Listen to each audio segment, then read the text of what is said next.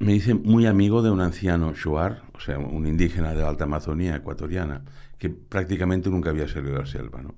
Y, y espero tener tiempo en esta vida para escribir su biografía, porque era una biografía, fue una vida impresionante y murió ahora durante la pandemia y murió de un disgusto además, no de una infección, de la infección del virus. Y debía tener 110 o 120 años, que como cuando él nació no había registro escrito, ni había misioneros, pues no saben qué año nació, pero yo hice cálculos de lo que él recordaba, tal, y pues más o menos debía tener esto, entre 110 y 115 años tal vez. Entonces, Wow. pues como yo estuve mucho con él y me enseñó lo que es la vida en la selva y me enseñó, por ejemplo, de las intuiciones que decíamos. Yo le decía, algún día tienes que venir a conocer mi gente. Y él me decía, bueno, pues sí, pues invítame y voy, ¿no? Y total, que fue en el año, creo, 2007 creo que fue, no me acuerdo ahora exactamente, pero hubo un momento que me invitaron a dirigir un congreso de misticismo contemporáneo en América, en Ávila, y yo pensé, ya está, es la La ocasión oportunidad. para invitar a este hombre que se llama Pichama, para que venga a hablar de los espíritus de la selva, lo que quiera, ¿no? Porque explique lo que explique, va a ser original, va a ser vivo, no va a ser algo académico leído, va a ser su vida. Entonces, total, dije, ya está, lo voy a invitar, ¿no? Y entonces llamé a un médico, que éramos amigos, que atendía a los indígenas, y le dije, oye, ¿está por aquí el Pichama? Me dijo, no, viene a veces. Digo, bueno, ahora para no entrar en detalles, ¿no? Le dije, procura que esté aquí a ver tal domingo. Pues al cabo de 3 domingos, ¿no? Porque yo sabía que era cuando salía de la selva y iba al pueblo este donde estaba el médico. Pues vale. Lo llamé el domingo que habíamos quedado y sí, el hombre, el Pichama, estaba esperando ahí en la consulta del médico mi llamada. Y se lo conté, dije, mira, puedo invitarte, creo que esto era en febrero y la invitación era para noviembre, ¿no? O sea, con tiempo. Dije, puedo invitarte, ¿quieres venir en noviembre? Y conocerás mi gente y conocerás mi mundo. Y me dijo, déjamelo pensar, llámame otra vez dentro de un mes. Algo así, ¿no? Flipas, un mes. Sí, bueno, una luna, él me dijo, pero es un mes, ¿no? Una luna. Sí, me dijo, llámame la próxima luna. Bueno, volví a llamarlo, también domingo, como habíamos quedado, y estaba allí en la consulta de este médico. Y, Pichama, ¿lo has decidido? Digo, espérate, vamos a ver. ¿Qué se caza en tu tierra? O sea, la pregunta era, ¿qué armas debo llevar para cazar los animales para poder comer, ¿no? Madre mía. O sea, no, por eso digo que es un salto en el tiempo, ¿no? Claro. Me dijo, ¿qué se caza en tu tierra? Digo, no se te ocurra llevar ningún arma en avión. O sea, yo no, aquí no se caza, aquí. Entonces, ¿quién me va a dar de comer?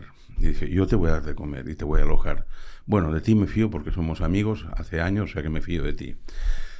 Bueno, pues entonces tienes que venir a buscarme a la selva. Yo le dije, mira, no voy a poder venir porque tengo muchísimo trabajo, pero vendrá algún amigo mío desde Quito, porque estamos hablando de Ecuador, vendrá un amigo mío dentro de unas semanas, te buscará, tiene que hacerte el pasaporte, o sea, claro, toda la documentación.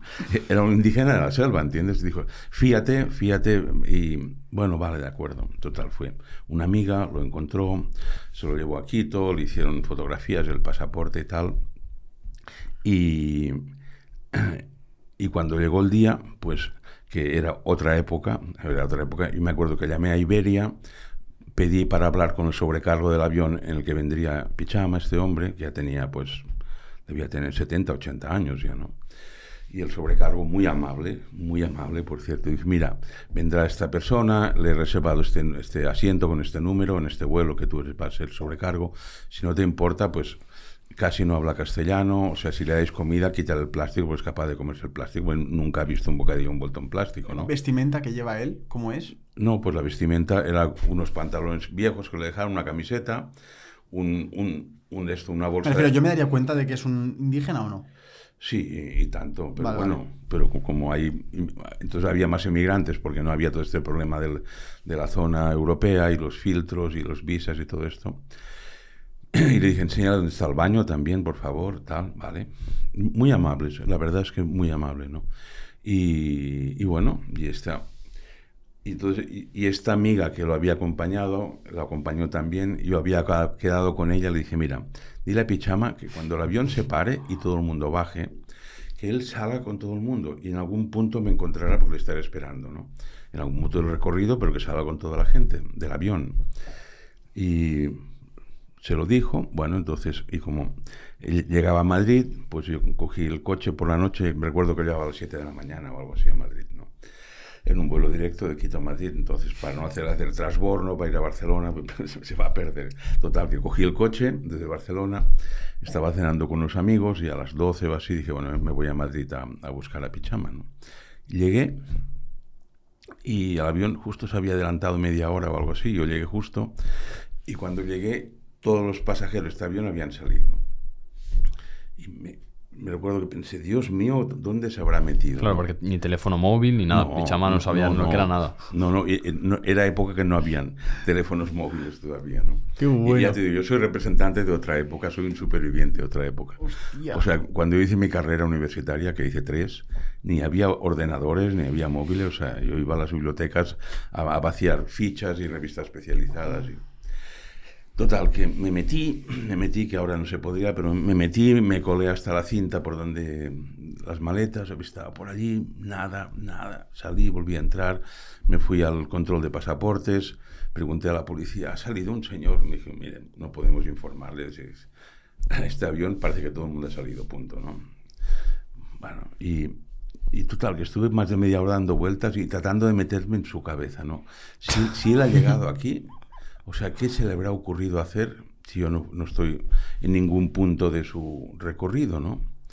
Y estaba así y pensé, bueno, repito que eran otras épocas, pensé, voy a ver si me dejan hablar desde la megafonía del aeropuerto y le diré en Shuar, que yo hablaba Shuar, le diré en Shuar que vaya cualquier policía o uniformado que vea, y entonces en castellano, que si un uniformado se le acerca a un indígena, así grandote, tal, pues que lo lleve a un punto. ¿Cómo se diría eso en Suar?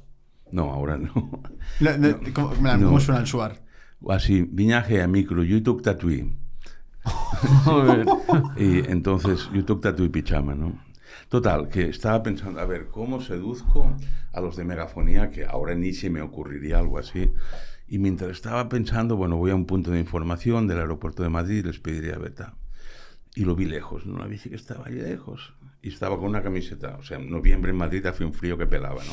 Y estaba con una camiseta de estas de tira, de estas típicas tropicales, con un pantalón que le faltaba un palmo para llegar al tobillo, que alguien se lo había prestado, unos zapatos, y una bolsita de cuero con $100 que yo al amigo que lo acompañó le dije, dale $100 por si necesita comprarse algo durante el camino.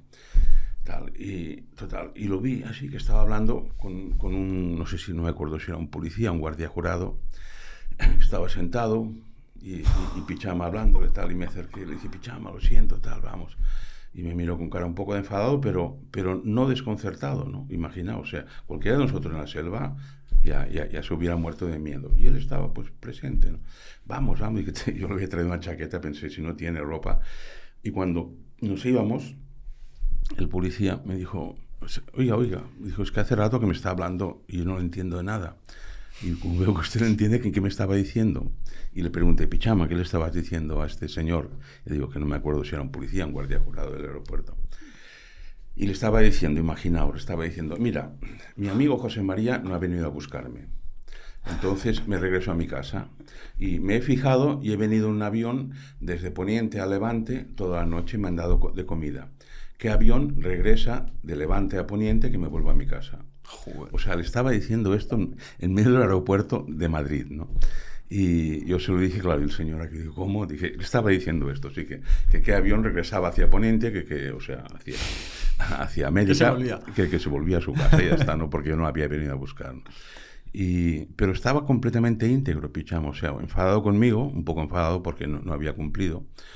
Pero, y cuando salimos, que fue lo que a mí más me dejó interesado, o sea, como etnopsicólogo, porque salimos del aeropuerto de Madrid, que no era el macro edificio que hay ahora, y me cogió del brazo y me dijo, mirando el edificio, me dijo, ¿esto es el avión? Y dije, ¿cómo? Que si esto es el avión, mirando el edificio, pero tampoco entendía la pregunta. Dije, ¿que me estás preguntando si esto es el avión? Dijo, sí. Digo, pues no, esto es el aeropuerto. Vamos que vas con una pulmonía, ¿no?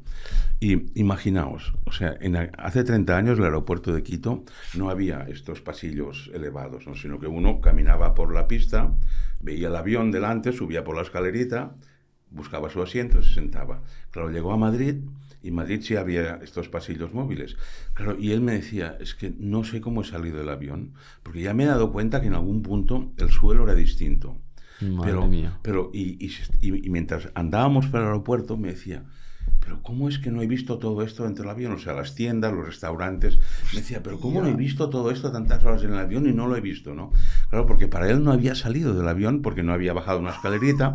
Entonces, esto sería equivalente a lo que me preguntabas, ¿no? Con mucha distancia, o coger a alguien de 1000 años antes. Es la realidad, es como si fuera de 1000 años realmente, no hace falta hacer ese ejemplo. O sea, de hecho, este hombre Pichama, técnicamente, él nació en la edad de piedra, porque cuando él nació no había ni machetes metálicos en la alta Amazonia ecuatoriana. Wow. Yo tengo una colección de hachas de piedra de las que cuando empezaron a llegar machetes, pues las tiraban ya porque no las usaban más. O sea que él nació técnicamente en la edad de piedra y murió con un teléfono móvil en el bolsillo y usando el móvil, o sea que hizo un salto, digamos, como de 8 o 10 mil años en una generación.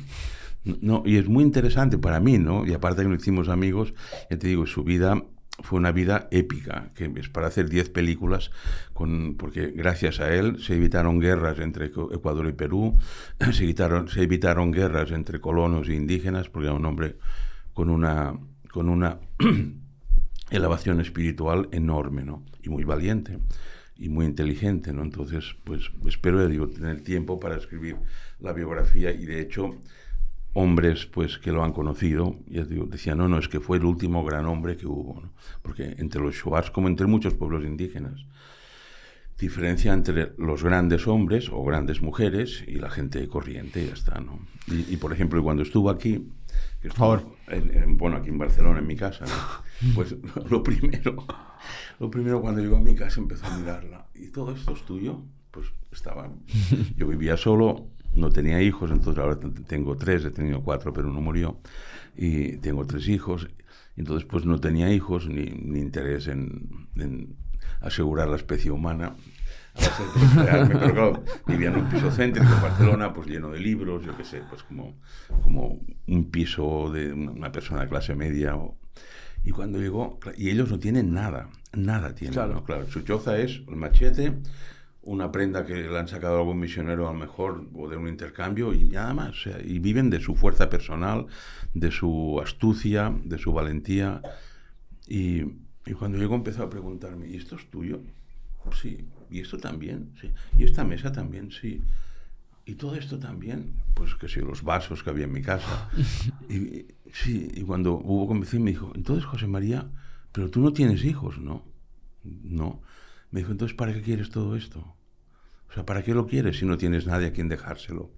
Claro, podéis imaginar, directo a los antidepresivos. No estoy bromeando, no tomo ni he tomado nunca, pero claro, es un baño de realidad. Y me decía, claro, entonces ¿para qué trabajas tanto para tener todo esto si no tienes a quien dejárselo, ¿no? Pero no me lo preguntó como con interés de psicoterapia, sino con un genuino interés para tratar de entenderme, ¿no? Y cuando fuimos a casas de amigos míos que nos invitaban, tal, pues era lo mismo, les preguntaba, ¿y esto es tuyo? Si tienes hijos, ¿no? ¿Y para qué quieres todo esto si no tienes a quien dejárselo, ¿no? Y claro, mis amigos, por favor, no lo traigas más, porque vamos a acabar llorando, ¿no? Y entonces es esto, o sea, no es que sean distintos de nosotros hace 1000 años, o en este caso que es real, o sea, es algo, sino que son como nosotros, pero tienen otra visión, yo diría que mucho más esencialista de la realidad, y ya está. Y cuando llevaba unas semanas aquí, Pichama me dijo, ya me he cansado, tú, o sea, es que aquí ya no hago nada, y sueño cada noche con mi gente, ya quiero regresarme para mi tierra, ¿no? Y fue muy interesante, porque entonces le dije, mira, Pichama, como quedaba una semana así para el billete de regreso, ¿no? Le dije, mira, yo te he hecho muchas preguntas en tu tierra sobre ti, he escrito libros de etnografía de los Shuars, de antropología Shuar, no de mitología. Le dije, ahora te voy a hacer preguntas de nosotros, no de vosotros, ¿no? Y dije, ¿qué piensas de nosotros ahora que llevas aquí 3 semanas o algo así? Y muy serio, ¿no? O sea, muy serio me refiero, como preguntándoselo con mucha trascendencia. Me dijo, mira, lo primero que pienso es que no sé por qué, pero tu gente no tienen fuerza. O sea, no tienen poder. Ellos llaman poder, ¿no? Cácaram es el término. Pero no poder social, sino presencia, o sea, poder personal, porque en la selva y en estas sociedades antiguas lo que cuenta es la fuerza, o sea, como claro. el temple, ¿no?, que decimos nosotros. Esto es lo que cuenta, no el dinero que tiene uno o si tiene un sable más bonito que otro. Todo esto es bueno. Y me decía, es que no sé qué pasa, que la gente que hay aquí no tienen cácara, no tienen poder personal. Y me dijo, tú sí tienes.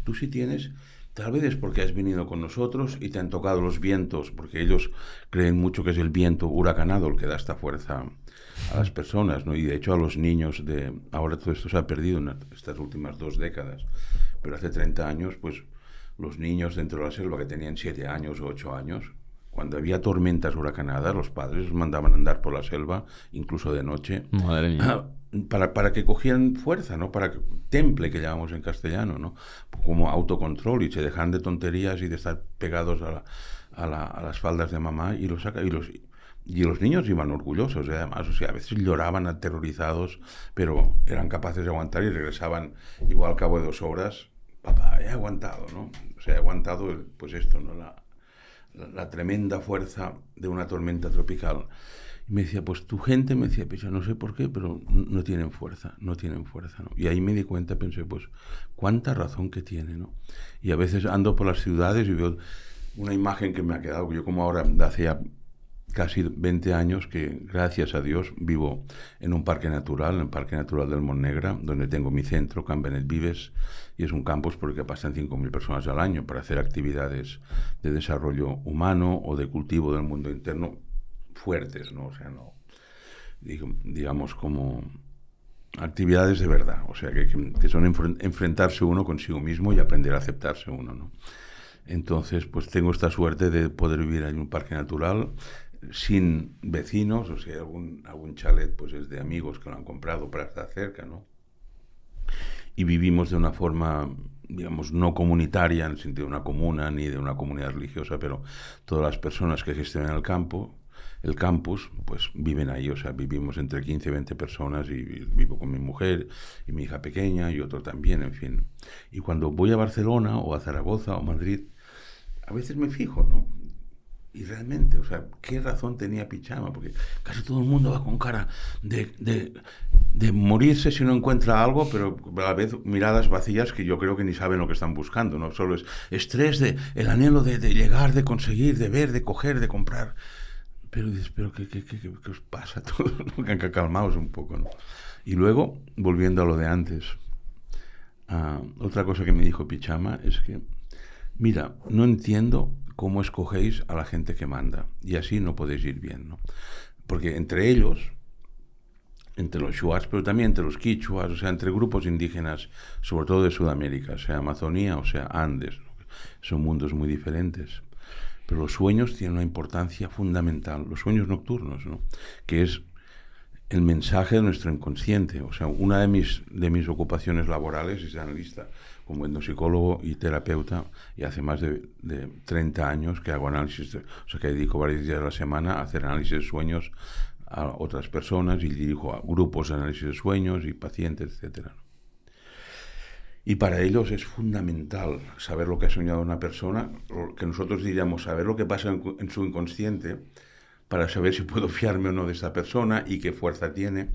Y él me decía, es que claro, aquí escogéis para que os manden a gente que no sabéis si han tenido grandes sueños, que llaman ellos, que en nuestra terminología analítica diríamos sueños arquetípicos. Ellos llaman grandes sueños, pero exactamente lo mismo, ¿no?